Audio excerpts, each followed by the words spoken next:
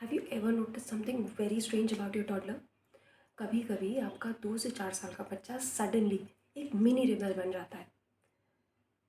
आप जो बोलते हैं वो एग्जैक्टली उसका अपोजिट करता है। आप बोलते हैं वहाँ मत चढ़ो, वो वहीं चढ़कर बैठ जाता है। आप बोलते हैं टॉय शेयर कर लो, एंड वो टॉय को और टाइटली पकड़ कर बैठ जाता है। एंड देन आपके दिमाग में आता है, क्या मेरा बच्चा मुझे चैलेंज कर रहा है? बट चाइल्ड साइकोलॉजी एक बहुत इंटरेस्टिंग फैक्ट रिवील करती है दैट इस एज में बच्चा स्टबर्न नहीं बन रहा होता, वो अपनी पर्सनालिटी डेवलप कर रहा होता है। जो फेजेस आज हमें डिफ़िकल्ट लगते हैं वो एक्चुअली में टेम्परेरी होते हैं और नेचुरली डिसअपियर हो जाते हैं। आज इस वीडियो में हम कुछ बातें समझेंगे दैट बच्चा स्टबर्न क्यों बिहेव करता है। द सेकेंड थिंग, वो कौन से डिफ़िकल्ट फेजेस हैं जो बिल्कुल नॉर्मल है। एंड द थर्ड इज़, बच्चे का बिहेवियर उन डिफिकल्ट फेजेस में क्या वो हेल्दी डेवलपमेंट का साइन है? Let me share a small moment जो ऑलमोस्ट हर पेरेंट ने ऑब्जर्व किया होगा। एक प्री स्कूल टीचर ने ऑब्जर्व किया दैट क्लास में एक बच्चा है जो हर चीज़ के लिए माइन माइन माइन माइन या ये मेरा है बोल रहा होता है। एंड कोई अगर उसको हाथ भी लगाने की कोशिश करता है उस पर्टिकुलर चीज़ को जिसको वो अपना बोल रहा है, तो वो उसके लिए बड़ा प्रोटेक्टिव सा हो जाता है। And sometimes parent have a concern, ma'am मेरा बच्चा शेयरिंग नहीं कर रहा, तो वो टीचर उन पेरेंट को बोलती हैं दैट सर और madam I understand your concern, but अभी आपका बच्चा ओनरशिप का कॉन्सेप्ट डेवलप कर रहा है।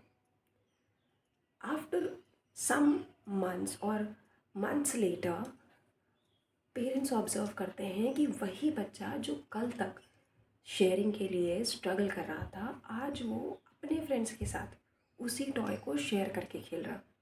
सो अक्सर कुछ बिहेवियर्स जो पेरेंट को प्रॉब्लमेटिक लगते हैं वो टेम्पररी होते हैं और वो ग्रेजुअली टाइम के साथ डिसअपियर हो जाते हैं। और अगर ये चीज़ें पेरेंट्स को पता हों तो पेरेंटिंग ग्रेजुअली लेस स्ट्रेसफुल हो जाती है। नाउ लेट्स अंडरस्टैंड दैट बच्चे स्टबर्न क्यों बिहेव करते हैं।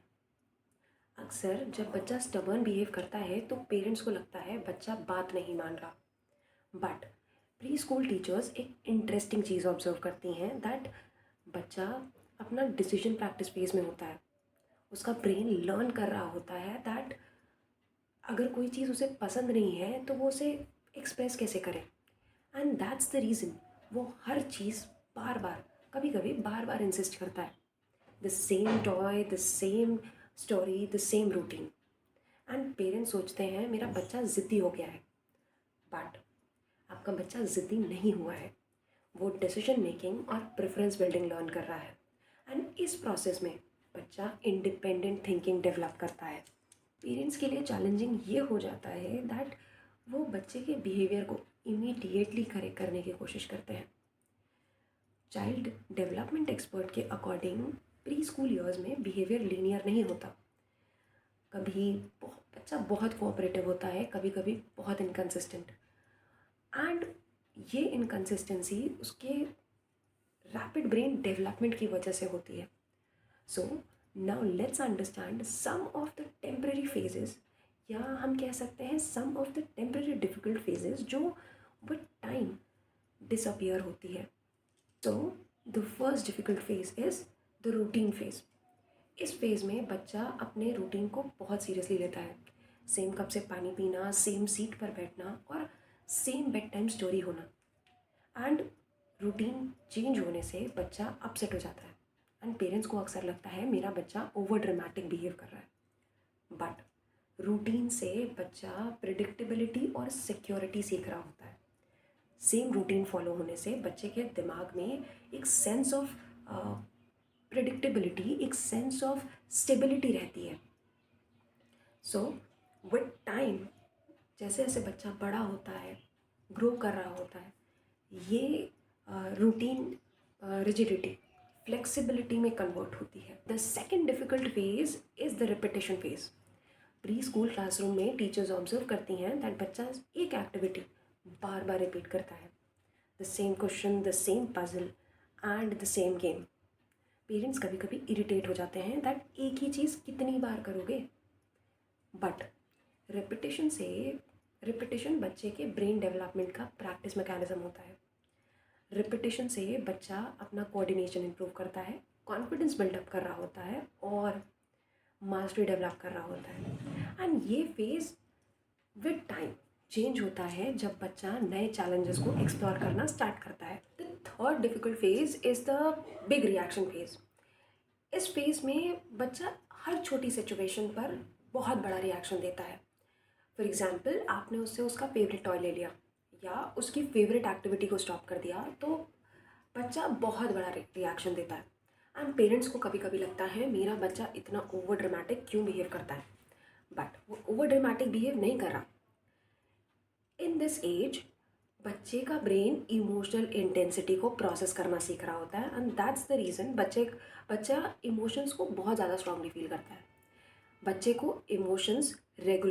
का इमोशन जो है वो रेगुलेट करना प्रैक्टिस से डेवलप होता है, और जब वो प्रैक्टिस डेवलप हो जाती है तो ये जो बिग रिएक्शन है धीरे धीरे कर कर एक बैलेंस रिस्पॉन्स में कन्वर्ट होना स्टार्ट कर देता है। Fourth difficult phase is the connection seeking phase.